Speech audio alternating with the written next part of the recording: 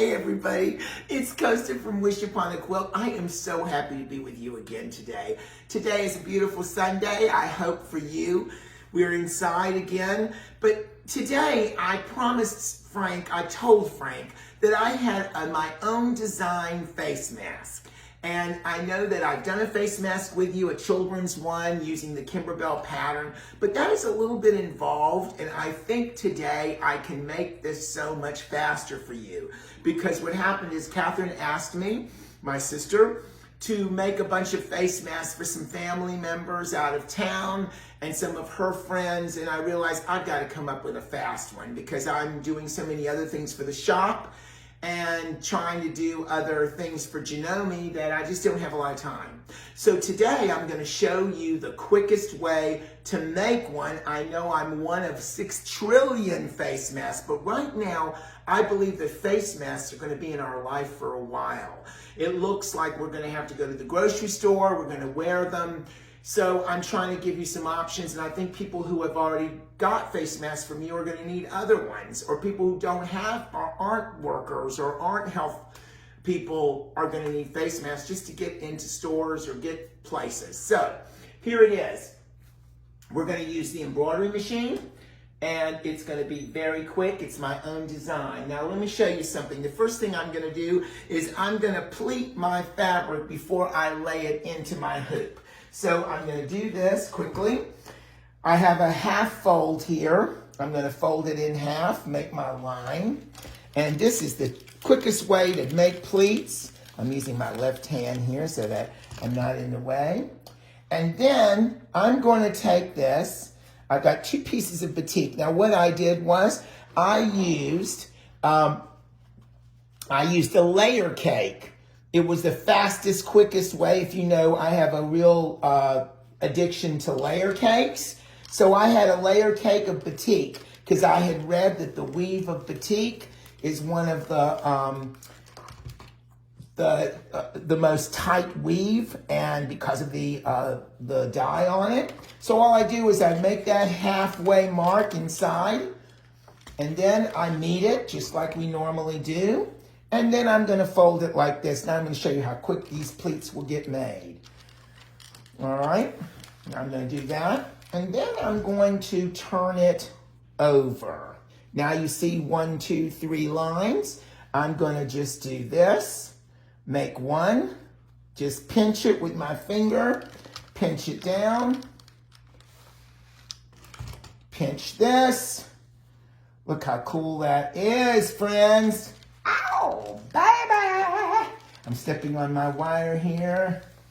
And let me get this out of my way. And then I make another pleat. Look how perfect those pleats are, just by using the fold lines that I pressed earlier. So there they are. Then I take this and I lay it in a 5x7 hoop, or anything that's equivalent to a 5x7 hoop. Now this is, of course, my 550E. You know, it's my baby, my love, my angel. And so my 550E. If you own, in Janome terms, a 9900, a 9850, either one of those, or an S9, it'll fit in your largest hoop, or your 6x7 hoop. It'll fit in that too. If you have your 15,000, I hope you have bought a 5x7 hoop that goes with that, but if not, just use your 9x9. So here it is, it's ready to go. So now I've laid it in my hoop right here. I've laid it, I've centered it, no big deal. I've put tape where I know is going to, the presser foot will go over those areas, because I already knew the size, because I knew that it was about this size. So I knew that that's where that presser foot would go over. So now I'm going to cross over here, and my machine is ready to go. It's ready, so I'm going to hit it, and we're going to see that it's going to do 2 lines over it to hold it down. So here we go. And you can see that presser foot just going around. It's going to follow the tape, we hope. And There it is. And it's not going to get caught in the thing. Now you're going to ask me, what kind of tape are you using, Costa? Let me tell you something. You know I love my Kimberbell tape, but I'm out of Kimberbell tape at the house right now, and I was wondering if you're going to do it again, because that could have been a placement line if you wanted it to, and then I put them both together because I didn't need a placement line because I knew already what it was. And so I ran out of Kimberbell tape, so I found this tape that I had bought when we were experimenting with different tapes. And this is called Maker tape that I'm using. And you'll see how easy it is to cut. It sort of reminds you of a plastic tape. I really like it. It's called Maker tape, M-A-K-E-R-T-A-P-E, and we carried it at the shop before. So it's just a really good tape. All right, so once again, now I'm ready to roll. Now you're gonna wonder, okay, what are you gonna do? Well, I'm gonna pull this tape right off, just like this. This tape pulls beautifully off. I'm gonna pull it, and next thing I'm gonna do is, once I pull this tape off, I'm gonna take it out of the hood now, because it's going to pull off. And I'm gonna pull this tape off. It perforates beautifully. This Maker tape perforates crazy, but so does Kimberbell tape. So we're gonna thing. Now I'm gonna be back with you in 1 second once I cut this, and I make sure it's cut really, really, really good around the thing, and then we'll be ready to zigzag it, and I'm gonna show you a trick on my, so I didn't have to use elastic or anything like that. There's no elastic to be found. So I had to use t-shirt. Let me show this real fast, Catherine, that's gonna be great. This is t-shirt, a t-shirt from my nephew, John Michael. He said I could have these. These were old basketball t-shirts, and all I did was cut it, and then his had no seam in it. It was one of those shirts that was all around, and I just cut it in half. And all I did, once I cut them in half, you just pull it. Oh my God, it's amazing. And there it is. And there's my straps right there. And it's just that simple. So we'll be right back once I cut this, and we'll be right back. Hey guys, I'm back. So here it is. I'm gonna ask Catherine to come up close to my other. I've trimmed around it to, of course, it's like applique. I've trimmed right around it, and I've added my straps, my t-shirt straps. Now watch carefully what I've done. I've taped it right to the edge because that's where my my zigzag will go. So I've taped it right to the edge of the mask. And also, one thing I love about this Maker tape is that it will cut right in half. So I used one piece and split it right in half. It cuts in all directions. So again, I do love this Maker tape. It perforates from fabric well. It does not perforate that great off of knit, but that's just one of its drawbacks, and it's okay because you're going to end up cutting this to the zigzag. So now I'm ready to zigzag this, and we're ready to roll, and you'll see it's going to start zigzagging right across. I'm going to let it zigzag around so you see what it's going to do.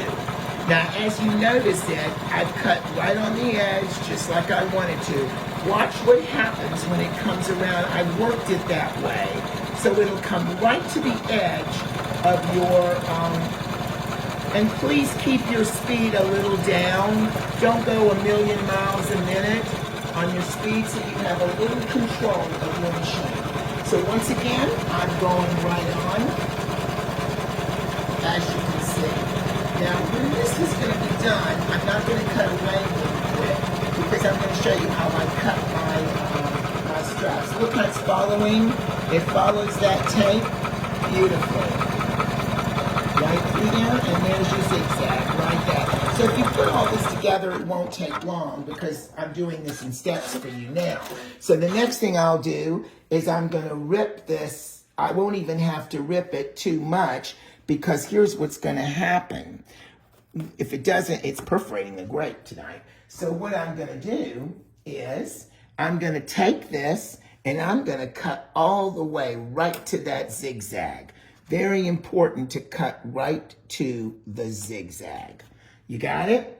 So that's what I'm going to do here too, because now I'm getting ready for my, and this is going to get a little more difficult, especially since I didn't pick my presser foot up. And now I'm ready to cut, to go right on and get my satin stitch ready to roll. I'm going to cut these edges off too. There's a little bit of tape that I'm going to play with in a minute. You can see I can pull that off right there. And it does come off very easy. I'm just in front of a camera right now. So anyway, here we go. So now I'm ready to start my zigzag. I'm going to start it. And you'll see it's going to make a straight stitch. And then it's going to zigzag. And go, I wanted to get to that spot there. And as you can see, now this mask, by the way, is going to be from my good friend Frank Piskowski, because he really loves pink and he really loves fruit. So I'm going to make sure that he gets to have this one. You know he's never going to wear it, guys. Y'all know that, so y'all are going to have to make sure to write some comments and make sure that he does wear this mask. So we're going to let this stitch for a minute.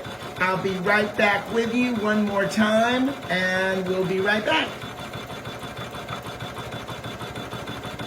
We're back. So as you can see, it took 5 minutes to finish my satin stitch. Now I'm going to take it out, and we're back. I'm going to take it out. Look at this. It's ready to go. All I have to do, by the way, you're going to ask me my stabilizer. It's light tearaway.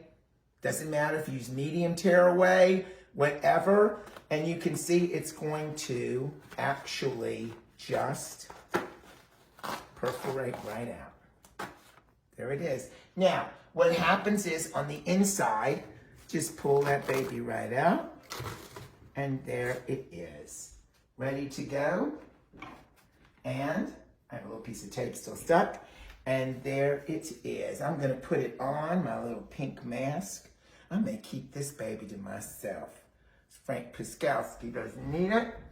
And so I'll show you how it goes on. And here it is.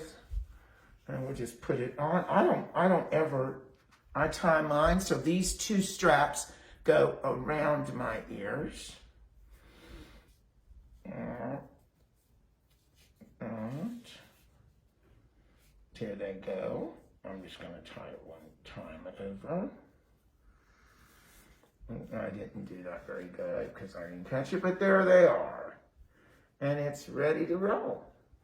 And there is your face mask.